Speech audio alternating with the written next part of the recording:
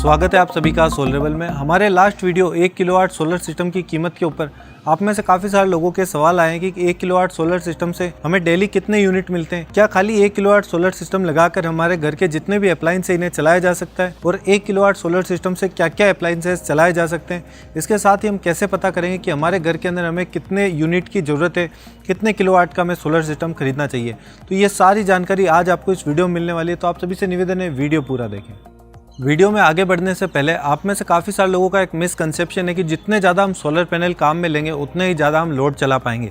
ये जो बात है काफ़ी हद तक सही है और काफ़ी हद तक गलत है, क्योंकि यहाँ पर जो सोलर पैनल होता है इसका जो मेजर काम यहाँ पर रहता है कि बैटरी को चार्ज करना या फिर बिजली बिल को कम करना। जो भी हमारे घर के उपकरण होते हैं वो सोलर पैनल की मदद से डायरेक्टली नहीं चलते हैं। सोलर पैनल हमारी बैटरी को चार्ज करता है और उस बैटरी की मदद से हमारे जितने भी अप्लायंसेस है वो चलते हैं। अब यहाँ पर आपको जितना ज़्यादा लोड एक समय में चलाना है उतने ज़्यादा कैपेसिटी का आपको इन्वर्टर की ज़रूरत होगी, और जितने लंबे समय तक आपको लोड चलाना है उतनी ज़्यादा कैपेसिटी की आपको बैटरी की यहाँ पर ज़रूरत होगी। नेक्स्ट यहाँ पर बात कर लेते हैं कि 1 किलोवाट सोलर सिस्टम से हमें डेली कितने यूनिट मिल जाएंगे। तो यहाँ पर जो बिजली बनाने का काम है वो सोलर पैनल का है। एक नॉर्मल हम जगह की बात करें, यानी कि आप राजस्थान से या फिर ऐसे इलाके जहाँ पे नॉर्मल धूप मिल जाती है, तो यहाँ पर सोलर पैनल से आपको लगभग 5 यूनिट डेली बिजली मिल जाती है। लेकिन इसके बजाय अगर आप उत्तरी भारत से यानी कश्मीर, हिमाचल या फिर जो लद्दाख इस साइड से अगर है, तो यहाँ पर आपको जो है रोजाना की 2 से 3 यूनिट या फिर मैक्सिमम 4 यूनिट ही देखने को मिलेंगी, क्योंकि वहाँ पर इतनी ज़्यादा धूप कंटिन्यू आती नहीं है, और जब बर्फ़बारी होती है तो वहाँ पर काफ़ी कम धूप होती है। तो ऐसे में जितनी धूप वहाँ पे आपको मिलेगी उससे आप नॉर्मली बल्ब वगैरह चला सकते हैं, इतनी ही धूप वहाँ पे आपको मिल पाएगी है। इसके साथ ही बारिश के मौसम में भी हमें 2 से 3 यूनिट बिजली मिल ही जाती है। अब यहाँ पर बात करते हैं जो हमें ये 4 यूनिट से 5 यूनिट रोजाना के मिल रहे हैं, हम इन्हें कैसे काम में ले सकते हैं। तो दिन के समय में क्या होगा कि जो सोलर पैनल है उनसे बैटरी चार्ज होती रहेगी, और जो हमारी बैटरी होती है 1 किलोवाट के अंदर ज़्यादातर 150 एच की 2 बैटरी को काम में लिया जाता है। दोनों बैटरियों से लगभग हमें 3000 वाट का आउटपुट मिल जाता है। जो बैटरी है वो दिन के समय में सोलर पैनल से कंटिन्यू चार्ज होती रहती है, और उस जो बैटरी है इससे हमारा जो लोड है वो चालू रहता है। तो दिन के अंदर क्या है कि हमें 2 से 3 यूनिट भी हम खर्च कर सकते हैं, और जो बाकी का बचा हुआ अगर बैटरी हमारी फुल चार्ज है तो क्या होगा कि वो 3 यूनिट हम रात के समय में काम में ले सकते हैं, और सुबह होते ही हमारी बैटरी दोबारा चार्ज होनी शुरू हो जाएगी। यानी कि एक नॉर्मल अगर हम यहाँ पे समझे कि दिन के अंदर आपने 2 यूनिट काम में लिया तो रात में आपके पास 3 यूनिट की बैकअप है। नेक्स्ट यहाँ पर बात कर लेते हैं 1 किलोवाट सोलर सिस्टम से कौन कौन से अप्लायंसेस चलाए जा सकते हैं और इन्हें कितनी देर तक चला सकते हैं। तो यहाँ पर जो मेन चीज़ का हमें ध्यान रखना है कि जो हमारी इन्वर्टर होती है उसकी मैक्सिमम 70% कैपेसिटी तक का ही लोड हम चला सकते हैं।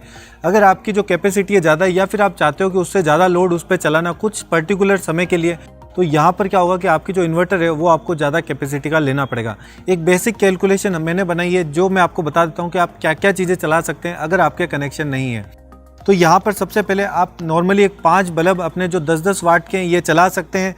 इसके बाद में हमारा एक नॉर्मल फ्रिज सभी के घरों में काम में आता है और ये 24 घंटे तक चालू रखते हैं।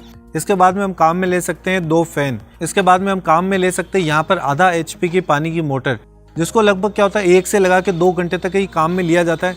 जिससे क्या होगा हमारे बैटरी और इन्वर्टर के ऊपर इतना ज़्यादा लोड नहीं आएगा, और क्या होगा कि उसके ऊपर हम दूसरी चीज़ें भी उसी टाइम पे चला सकते हैं।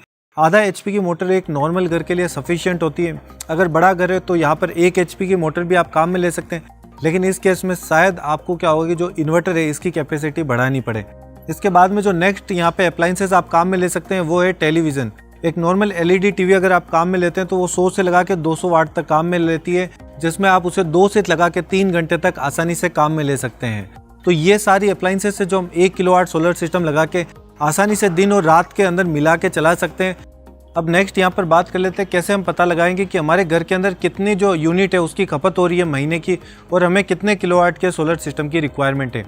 तो इसका जो सबसे आसान तरीका है कि आप अपने जो बिजली का बिल आता है इसके ऊपर देख सकते हैं कि महीने के कितने यूनिट की खपत है।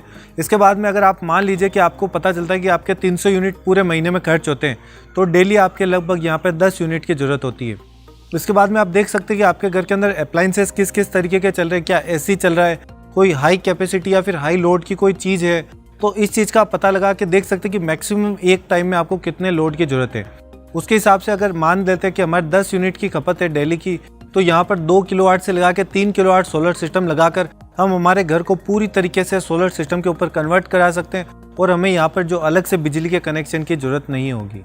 इसके साथ ही ऑनलाइन काफ़ी सारी ऐसी वेबसाइट्स है, या फिर आप loomsolar.com के ऊपर जाके ऑनलाइन जो लोड कैलकुलेटर वो चेक कर सकते हैं। लोड कैलकुलेटर के अंदर क्या होता है कि आपके जितने भी अप्लायंसेस है उसके आप वहाँ पे डिटेल भर सकते हैं। उन्हें आप कितने घंटे तक रोजाना चलाते हैं, ये पूरी वहाँ पे प्रॉपर डिटेल भरेंगे तो आपको पता चल जाएगा कि डेली आपके घर में कितने यूनिट की खपत हो रही है।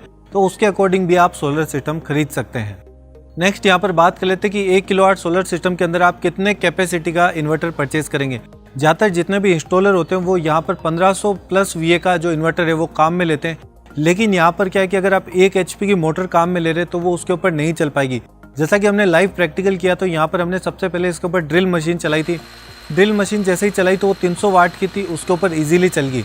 लेकिन जैसे ही 1 HP की मोटर यहाँ पे उससे कनेक्ट की तो क्या हो कि उसके जो एम्पियर थे वो हमारे इन्वर्टर के से ज़्यादा एम्पियर की मोटर थी, जिसके कारण क्या हुआ कि हमारी जो पानी की मोटर है वो उसके ऊपर रन नहीं हो पाई और उसके अंदर जो ओवरलोड होता है, इन्वर्टर ओवरलोड की वहाँ पे जो बीप है वो स्टार्ट हो गई। तो यहाँ पर क्या होता है कि आपको ये चीज़ का भी ध्यान रखना होता है कि अगर आपके घर में ऐसा कोई लोड है जो आप चलाना चाहते हैं, उसकी जो कैपेसिटी या फिर उसका जो पावर कंजप्शन है वो ज़्यादा है, तो उसके अकॉर्डिंग आपके जो इन्वर्टर है उसके अंदर आपको थोड़ा सा जो ज़्यादा या फिर हायर पावर कैपेसिटी का जो इन्वर्टर है वो परचेज करना पड़ेगा। फिलहाल वीडियो में इतना ही। देखने के लिए आप सभी का धन्यवाद। अगर आपको वीडियो पसंद आया तो इसे लाइक कर दीजिए। इसके साथ ही अगर आपका कोई सुझाव हो या आप कोई प्रश्न पूछना चाहते हैं तो आप नीचे कमेंट बॉक्स के अंदर पूछ सकते हैं। इसके साथ ही हमारे चैनल को सब्सक्राइब करके हमें सपोर्ट करें। जय हिंद, वंदे मातरम।